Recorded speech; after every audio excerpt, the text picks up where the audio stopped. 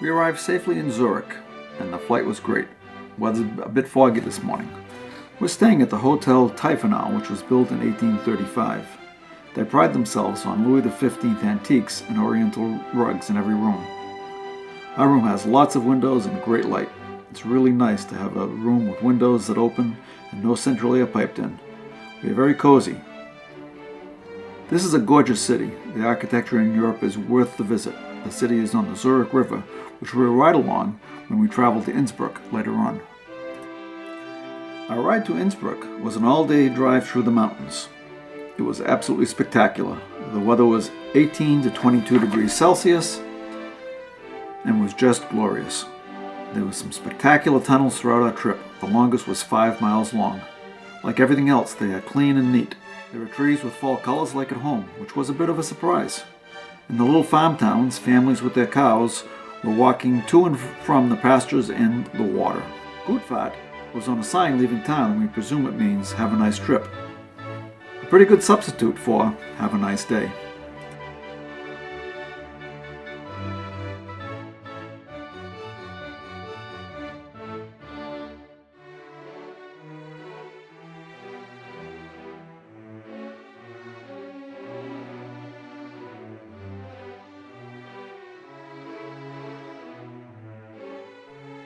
Innsbruck is an awesome place. For dinner last night, we tried the degustation menu, 6 courses chosen by the chef, all fabulous. The meal finished with a plum cooked in phyllo pastry with a coulis of mango and plum drizzled with chocolate. Boy, was it good.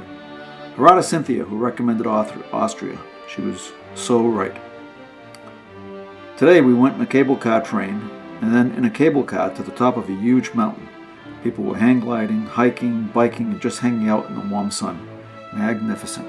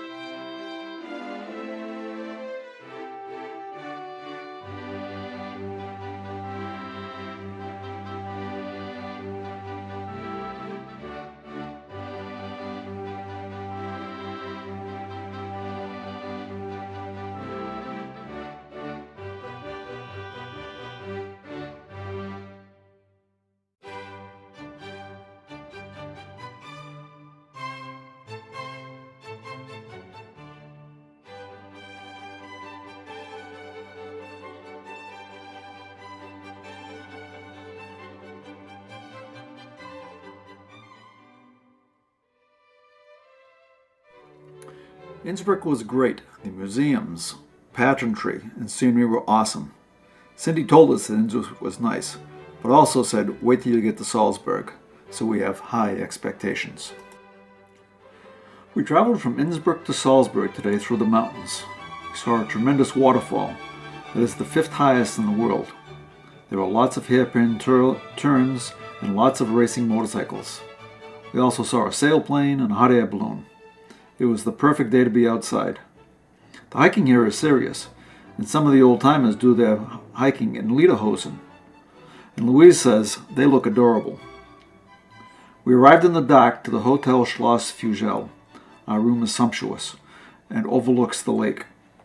Our suite has a marble bath with thick terry robes and bath slippers. It is stunning at night. Austrian people are incredibly nice. We'd be happy to run tours here.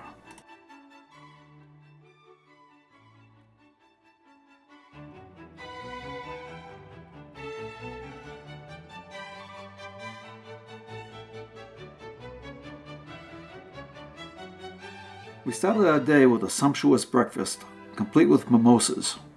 That took the stuffing out of Louise, so we opted for the Sound of Music bus tour. That was the first and last bus tour of the trip. The interpreter was very good, but we don't do so well with the cattle car stuff. The sights were actually quite interesting, since the front of one house was used in the back of another. The church for the wedding, the interior at least, was spectacular. Sorry to keep using that word, but this place gets more awesome every day.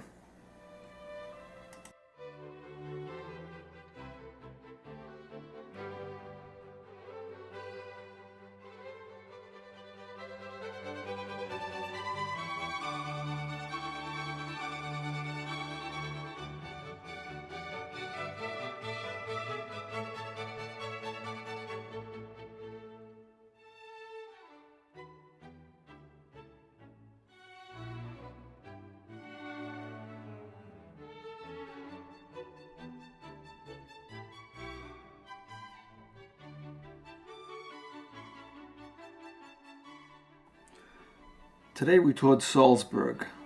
They have a magnificent fortress that overlooks the city. It was begun in the year 1100 and expanded over the next 500 years. It is interesting to tour the fortress, and it provides a wonderful bird's eye view of Salzburg.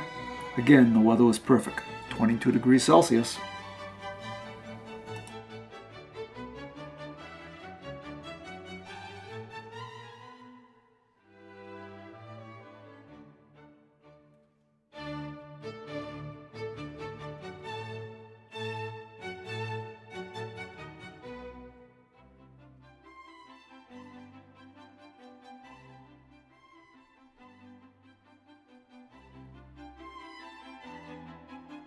This morning was very peaceful.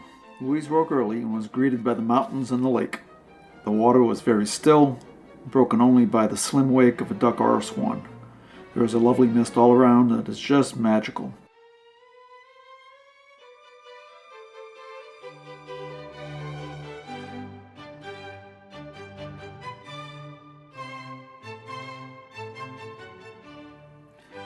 We drove an hour from our home base into one of the most scenic villages in Austria. Hallstatt is located on a lake. It's the oldest community in Austria. In fact, they are celebrating 4,500 years. That's right, 4,500 years. They have the first salt mine operation in the world, and it helped establish Austria. The mines are deep into the mountain range, and the temperature is a steady 8 degrees Celsius. We had to don pants that had big patches on the back for sliding and jackets so that we looked like we were prisoners. Really fun day.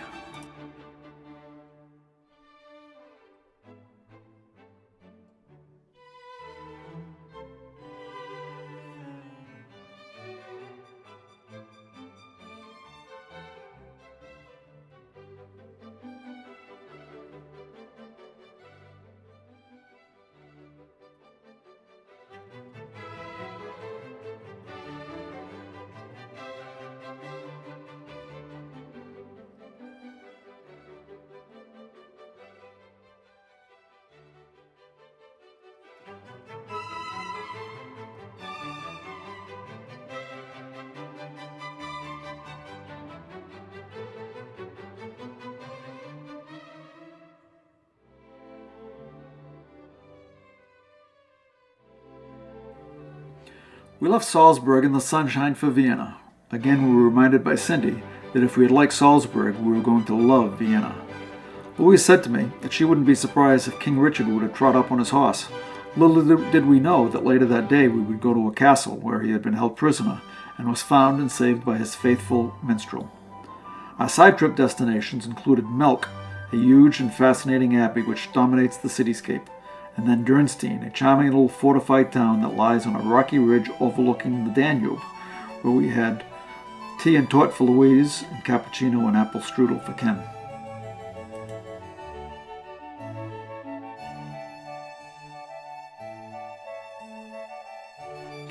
We arrived in Vienna and found our digs, the sumptuous Hotel im Palais Schwarzenberg.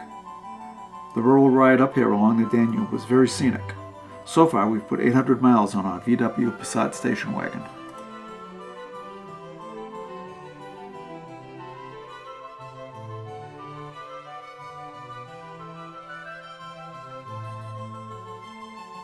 We took a ride on the trolley ring route to become familiar with the city. Then it was off to Hofburg, which is called a city within a city because it is so immense.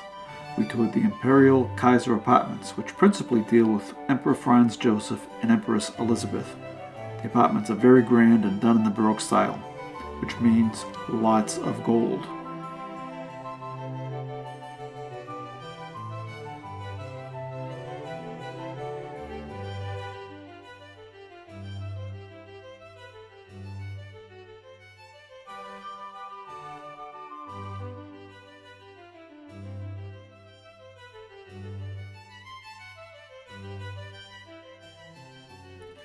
We had a bit of a challenge finding the Brahms salon of the Music Center to see the Vienna Boys Choir, but we prevailed.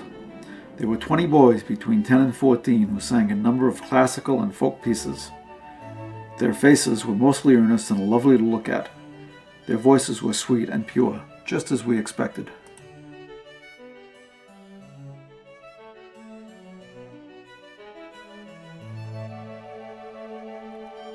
Today we toured St. Stephen's Church with a famous Gothic altar. Skipped out to the famous big Ferris wheel. A little hokey, but we enjoyed the view. And finally we toured the State Opera House. The opera company is extensive and world-renowned, as is the orchestra. They mount 450 performances during their season, of which as many as 150 of them are different. Compare this to the Boston Lyric Opera, which does 3 or 4.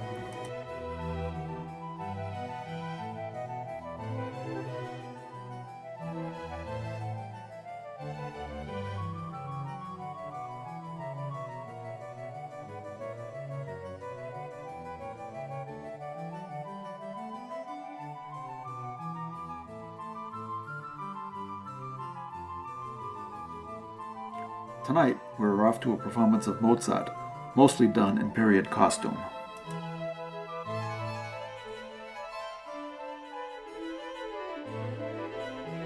We visited the Lipsinger Spanish Riding School equestrian display.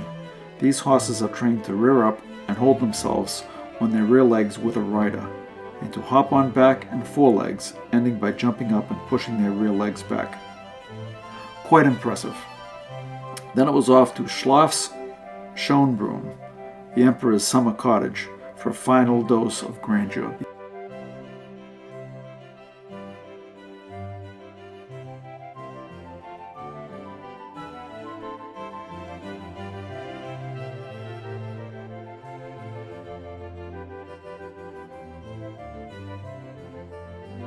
On our last day in Vienna, the sun came out and we went for a 50-minute ride in a horse-drawn carriage around the ring of the city.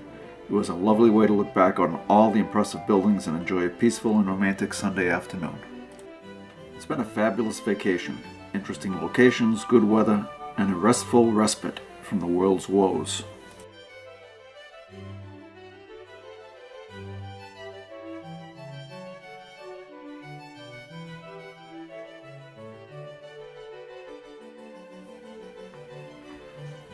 We do encourage you to put Austria on your lifetime list.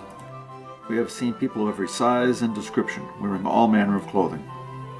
As Florence used to say, the people are the floor show, and you never need to be bored. So goodbye to Austria, its treasures, and its people. It has been a wonderful trip.